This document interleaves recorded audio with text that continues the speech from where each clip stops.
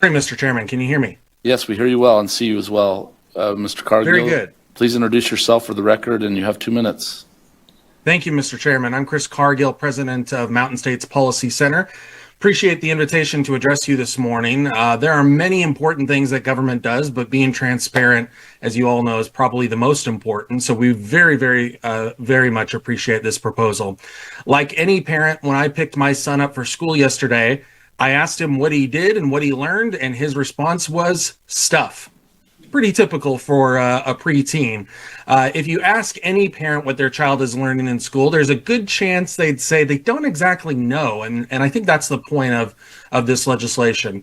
The president of the American Federation of Teachers has said that good schools and good school districts always have curriculum transparency.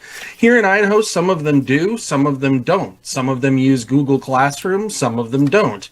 And that's really what this is all about. It's not a gotcha proposal, but it's a way to increase the knowledge that all parents have about what is happening in their child's school.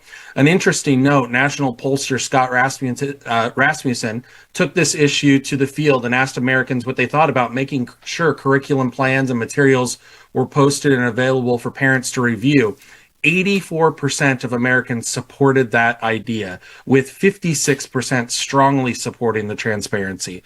I also want to point out that this may not be as difficult to implement now as perhaps it may have been 10, 20, 30 years ago. With the digitization of almost everything and the power of AI, it really is the opportunity to use technology to our advantage and be transparent in the process. So we thank you for your time this morning and for your service to our state.